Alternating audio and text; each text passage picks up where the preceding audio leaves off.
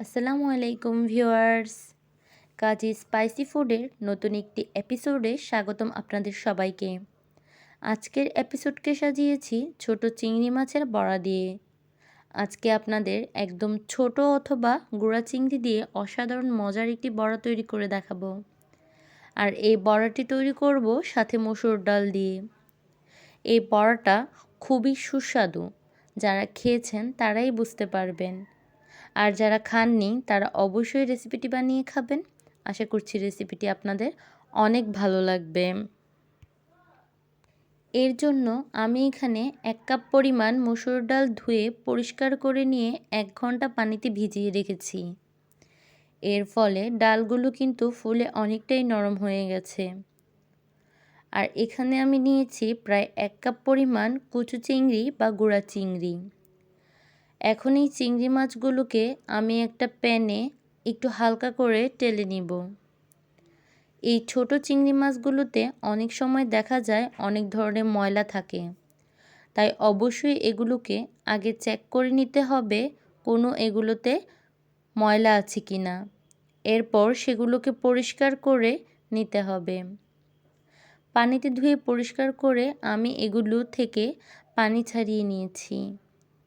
আর এই মাছগুলোকে কিন্তু আমি বেশি টালবো না বা ভাজবো না, জাস্ট হালকা একটু করে ভেজে নিব, যাতে এর কালারটা একটু চেঞ্জ হয়ে এর মধ্যে যে কাঁচা গন্ধটা আছে সেটা দূর হয়ে যায়।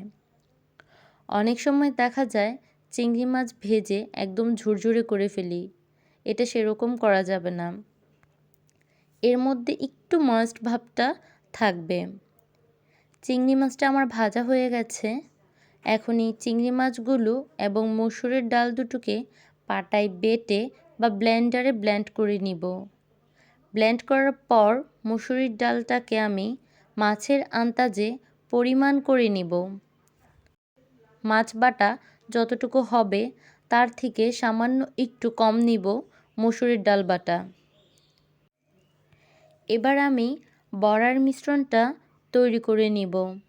আর এর জন্য একটি মিক্সিং বোলে চিংড়ি মাছ বাটাটা নিয়ে নিয়েছি।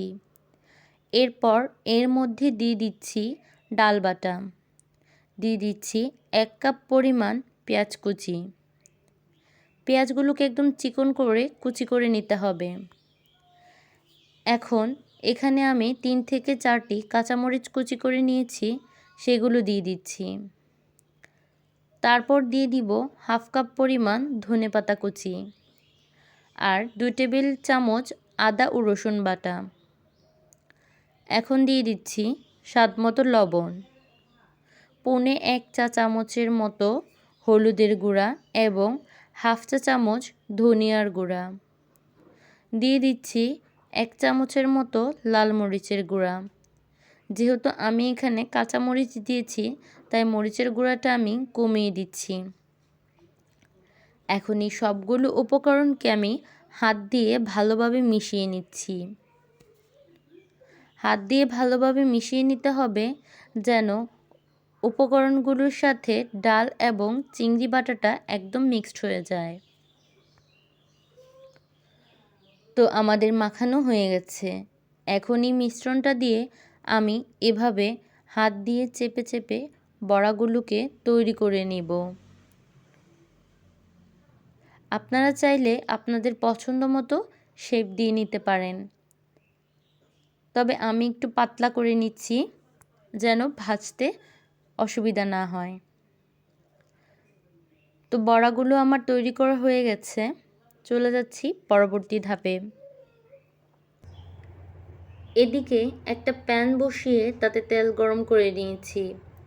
তেলটা গরম করে চুলার আঁচটাকে আমি মিডিয়াম করে দিয়েছি, কারণ বেশি আঁচে ভাজলে দেখা যাবে বড়াগুলোর উপরে খুব তাড়াতাড়ি কালার চলে আসবে।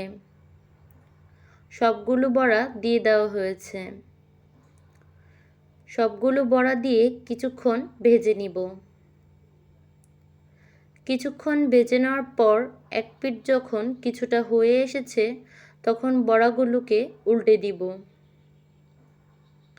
কিছুক্ষণ পর যখন দেখা যাবে বড়ার মাঝে একটা মুচমুচে ভাব চলে এসেছে তখন বুঝতে হবে বড়াগুলো হয়ে গেছে। কিছুক্ষণ পর যখন বড়াগুলো হয়ে যাবে তখন আমি এগুলোকে তেল থেকে উঠিয়ে নিব। এভাবে করে আমি সবগুলো বড়া ভেজে নিব। তৈরি হয়ে গেল চিংড়ি মাছের বড়া। এই মুচমুচে বড়াগুলোকে আপনারা গরম ভাত, খিচুড়ি কিংবা পোলাও যে কোনো কিছুর সাথে দিয়ে খেতে পারবেন। খুব মজা লাগবে। আশা করি রেসিপিটি আপনাদের ভালো লেগেছে। আর রেসিপিটি ভালো লাগলে কিন্তু অবশ্যই আমার চ্যানেলটিকে সাবস্ক্রাইব করে পাশে থাকা বেল বাটনে ক্লিক করে দিবেন। আর ভিডিওতে লাইক এবং কমেন্টস করবেন। সাথে থাকার জন্য অনেক ধন্যবাদ। আল্লাহ হাফেজ।